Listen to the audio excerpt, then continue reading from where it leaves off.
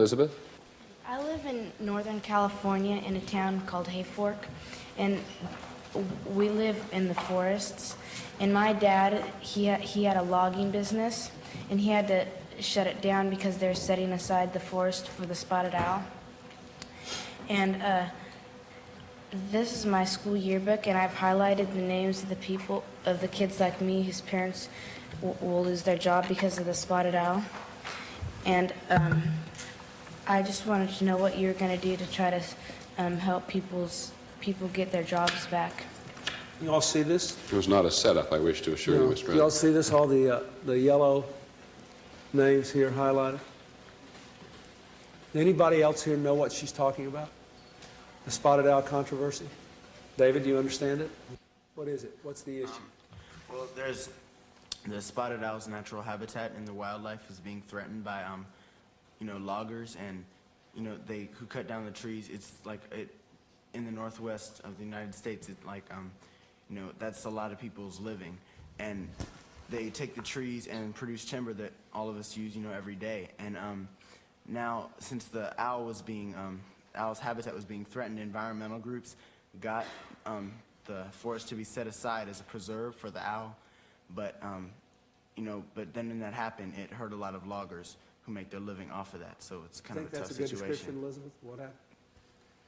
Yeah, let me say that in Northern California and in Washington and in Oregon, in the Pacific Northwest of the United States, where Elizabeth lives and where her father works, a lot of people make their living in the forests. They're part of the forest are called old growth forests. They're very, very old trees. And most of the old growth forest has all been cut down, but a little of it is left.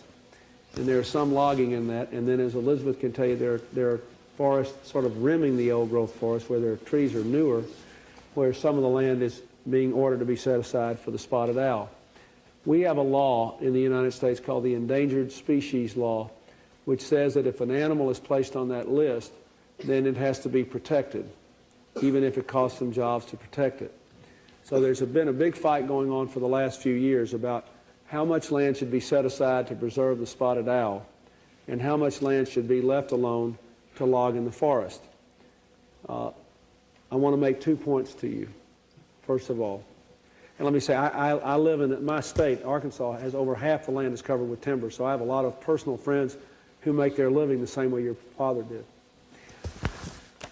First of all, the problem has been made worse because the United States government has not come up with a solution, so that, as you may know, the courts have stopped logging all over Northern California and Washington and Oregon, including some places where people should be allowed to log. So I have committed myself to organize, along with Vice President Gore, a forest summit.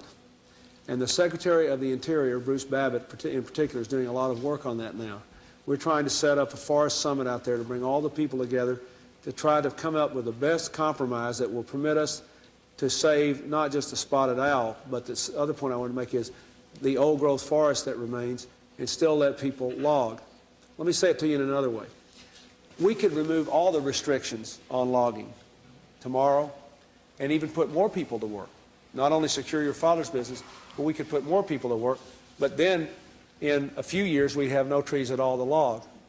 So the issue is, how can we have a stable logging environment and keep a significant number of people working and still preserve the old growth forest and by the way, the spotted owl? I think we can do a much better job if we can just get this out of the courts and start the logging. There's a lot of land available that should be available for logging that's been tied up in the courts that our government does not want to tie up anymore. So what I'm going to try to do is to put a group of people together to come out to Washington, Oregon, and Northern California and sit down and go through all this and see if we can't resolve it so we can keep the largest number of people working and still preserve the forest.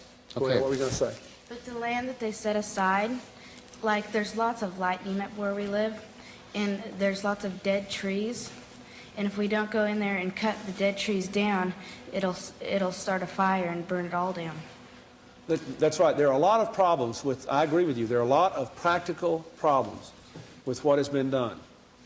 And that's why I want to try to bring, now that there's been a change in the administration, I want to try to bring our people out there and sit down with all the parties involved and try to hammer this out and resolve it. Unfortunately, it's been all tied up in the courts, and a lot of things have been done which should not have been done.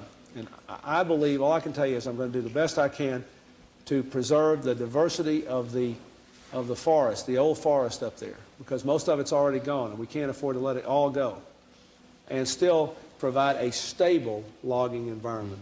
Elizabeth, As I said, we could build it up, but if we built it up too much, we cut all the trees down, and if we shut it down too much, we'll throw everybody out of work. So the question is, we have to find some way to find the right balance, and we're going to try to do it. Elizabeth, we'll stay on the President's case and make sure that you know, particularly when the Forest Summit happens. Yeah, I'd like for you, will you come and bring your parents when we do it?